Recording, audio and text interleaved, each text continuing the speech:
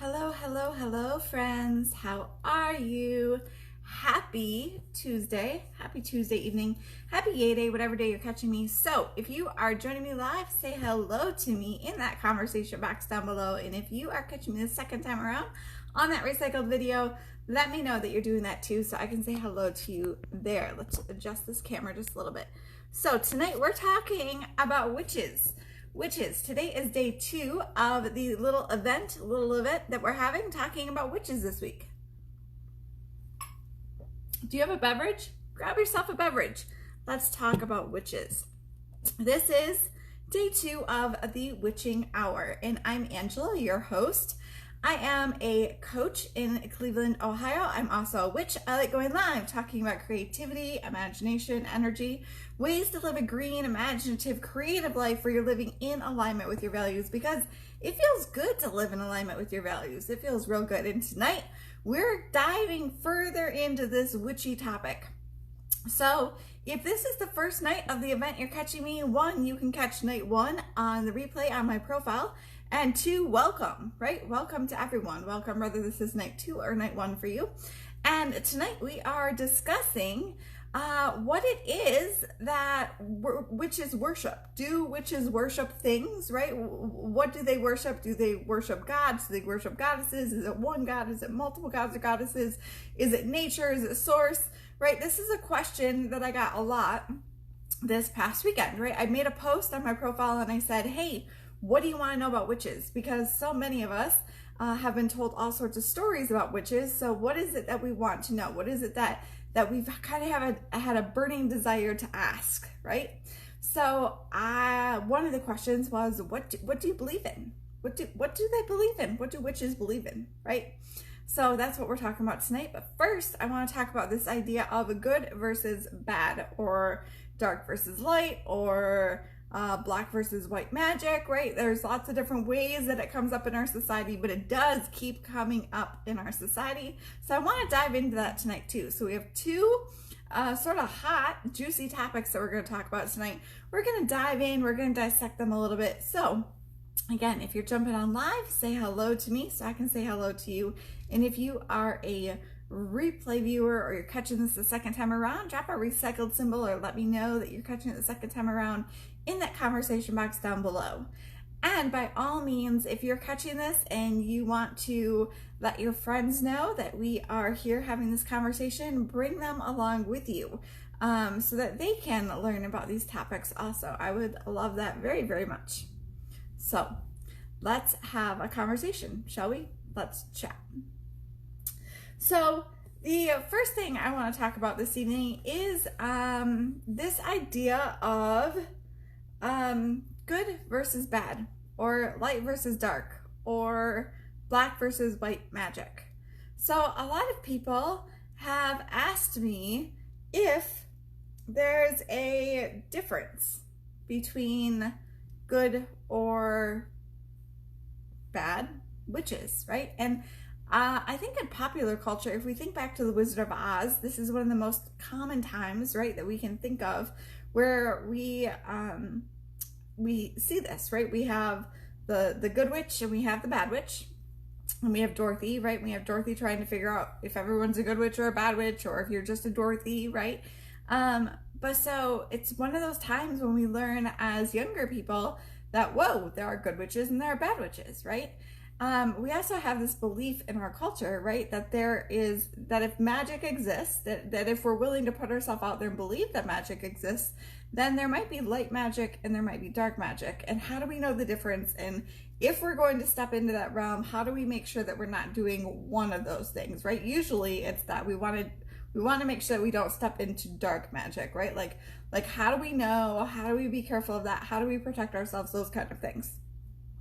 So the first thing I want to say tonight in having this conversation is the fact that, and if you're jumping on and I can't see comments, that might be possible right now. So if you're jumping on and I can't see you, let me know that too.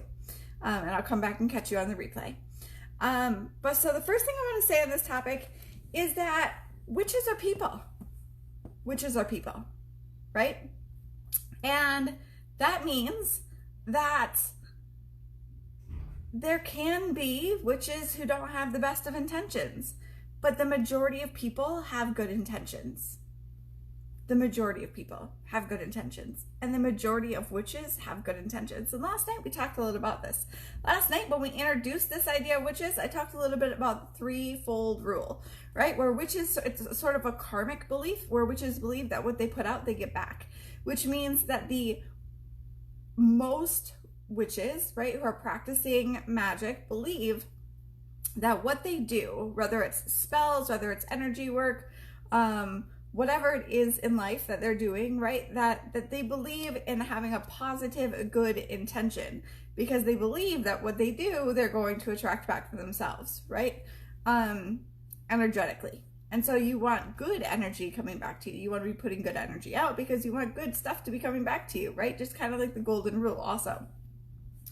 So the first thing I want to talk about again is that witches are people, right? And in the world, we have what we might, in a very simplistic sort of way, categorize as good people and not so good people, or as I like to refer to it, as gray.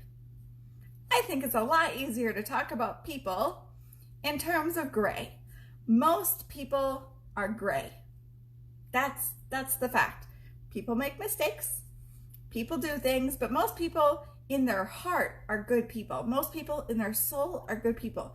Most people in their spirit are good people. The same is true for witches, right? I'm looking at my notes. So magic is all about intention, right? And last night, again, on that live where I started to talk about witches, we talked about the importance of magic. Magic, hey, Anna Kate, how are you? Magic is what makes a witch. So when I talk about magic, I'm not talking about pulling a rabbit out of a hat, right? I'm not talking about card tricks. Magic, by definition, is the intention of tapping into the energy of the universe, right? And changing the energy of the universe, or using the energy of the universe to adapt our situation, right? So when I say magic, that's what I mean. Now, it could be something like spells, or it could simply be something like manifesting, right? Attracting the things that we want in our life. That also is magic, right? And so intention is really important here when we're talking about good versus bad witches, right? Like our good versus bad, it's all about intention. And again, I already said in this live, right, that the majority of people are good. The majority of people in their soul, in their core, are good. And so it's all about intention and how you use that. So as witches, it's all about how you use it. So I also said there's gray. People make mistakes. So when I talk about witches, I tend not to talk so much about good versus bad, right? I tend to talk about the fact that there are gray witches. Most witches are gray. And in the later sort of literature that you might read, or in the books that are coming out later in life, you tend to read a lot more about gray witchcraft and a little less about good versus bad or light versus dark. There's another reason for that, right? And by the way, if you're just jumping on, still say hello to me so I can say hello to you. There's another reason for that. And that reason is that when we talk about witchcraft, and I talked again about this in that first live, that society has a tendency to lump a lot of things together, right? We have a tendency to lump a lot of cultures together. We have a tendency to lump a lot of spiritualities together that don't necessarily belong together, right? They're each their own unique, beautiful thing. But as we do that, we also have a tendency to lump things together that involve race, that involve other things. And when it involves a spirituality that we don't understand, from a culture that we don't understand, and from a race that is something other than white, for instance, hoodoo or voodoo come from African-based traditions. Those have historically been classified as black magic, right? It has so much racist sort of stuff attached to it, right? Voodoo and hoodoo are extremely misunderstood. I want to be clear that they're not witchcraft, but I'm talking about it because we have to talk about it to understand why it's better to try to avoid classifying things as black or white and talk about the gray instead. So voodoo and hoodoo are their own categories of spirituality. They also use magic, right? They're religion, spirituality. They use magic. They're not the same thing as witchcraft, but they're classified as dark magic because people don't understand how they're used and it scares people. And so people pushed them over into this category, right? There are other types of magic that the same thing happens. There are some types of magic that people totally accept, right? Some people would probably be uncomfortable with the fact that I explain manifesting as magic, but it is. Manifesting is magic, right? If you don't have something and you manifest it into your life, how else can you explain that other than magic of the universe, right? That's what most people would accept as light magic, right? But if we start to use terms like light and dark, and we say light is good and dark is bad, and then we attach cultures and cultural practices and spiritualities that come with those to the light and the dark and the good and the bad, it's really kind of racist at its roots. And so when I talk about witchcraft, when I talk about being a witch, when I talk about being a good versus bad witch, not only do I like to talk about the intention, not only do I like to talk about the rule of three and what goes out and what comes back, and the fact that we believe that things come back to us in threes, and so the vast majority of witches practice things that are of good intention because we believe it's coming back to us, right? But that we also should be moving away from this light, dark, good, evil sort of system, right? And we should be thinking about it in terms of gray, because again, all humans are gray. Humans make mistakes. Humans really don't belong in one of two categories. Even humans who may have made a ton of mistakes are still good in their core. And even humans who are really, really, really good have made mistakes, right? Okay, so now, hey Shannon, how are you? So now that we've covered this light, dark sort of category, I want to move on to this idea of what the heck do witches believe? What do witches believe? What do they believe in? Do they worship something? What do they worship, right? This is a question that I got a lot over the weekend when I made this post, right? Do they believe in source? Do they believe in the universe? Do they believe in a God? Can you believe in God, like Christian God, and still be a witch? Do you have to believe in multiple gods? Do you have to believe in gods and goddesses? Do you have to believe in like Egyptian goddesses? Do you have to believe in Norse gods? Like, what do you believe, Angela? Right? Like, people were really curious. So let's break this down. So first thing I want to talk about is the theistic sort of words, right? So there's monotheism, where you believe in one God, right? We're familiar with this in our American sort of European society, right? Monotheistic is believing in one God. So for instance, Christianity is monotheistic, right? You believe in one Christian God when you are monotheistic. I grew up in a Christian family, right? I grew up in a blended family, but Christianity was part of that, right? So I understand the fact that like Christianity has one God. There's a Trinity in the Catholic Church, right? But there's still God is the Trinity, is God, right? Is your God, right? It's monotheistic. There might be saints, there might be other things, but they're separate from your God. It's monotheistic. There's polytheistic religions, right? Polytheistic religions is where there's more than one God, okay? So polytheistic is where there's more than one God or more than one deity. Deity is another way to refer to a god or goddess or a higher power. So something that everyone can sort of relate to, everyone kind of understands, is if you think about, again, like the Norse gods or Egyptian gods or goddesses, that is a system, right, of polytheistic belief system. So for instance, there was an article recently that came out that Iceland has gone back to recognizing Norse gods, right? So in Iceland, it's you know, like if you're filling out a form and you're checking off your religions, one of them, right, you can go back to worshiping Norse gods. So polytheistic, right? There are different polytheistic religions around the world where they believe in and worship multiple deities. A third option is animistic. Animistic is, you can think of it as animating elements of nature, where you believe that certain elements of nature have divine abilities, right? So for instance, in Wicca, and last night I talked about the difference between Wicca is a religion, separate from witchcraft is the practice of magic. But in Wicca, right, the elements of the earth, so air, wind, water, fire, and spirit all have divine characteristics. They're all thought to have like spiritual sort of principles, and they're held up in the same way that a deity would be held up. So I talk about these things because witches are a diverse group of people, because witches isn't a religion, right? Just like we talked about last night. Witches is the practice of magic. Wicca is a religion, but you can be a witch and you can be monotheistic and you can worship one God. You can be a witch and you can be Christian.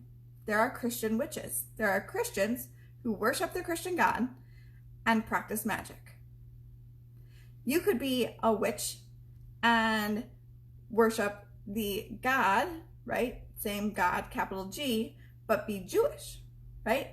You could be a witch and be polytheistic, and this happens quite often, right? And maybe you practice a feminist spirituality where you worship goddesses, right? So you worship deities who are female, right?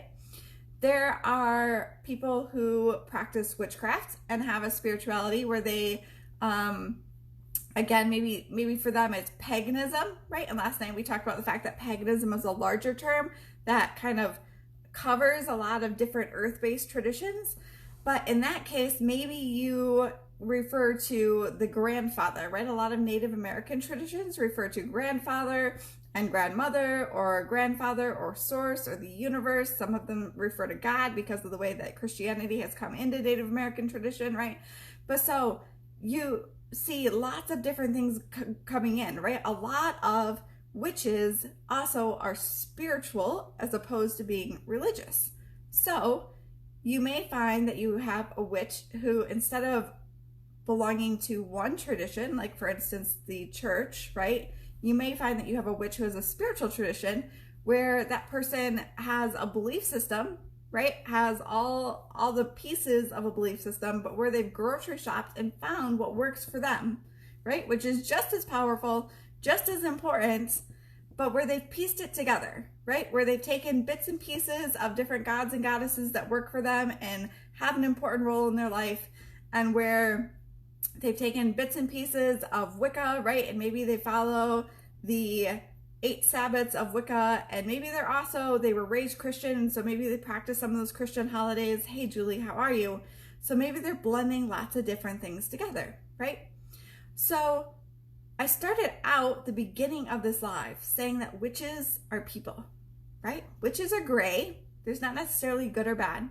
And witches are people in the fact that witches can essentially practice lots of different kinds of religions or spiritualities, and that can look like lots of different things, right?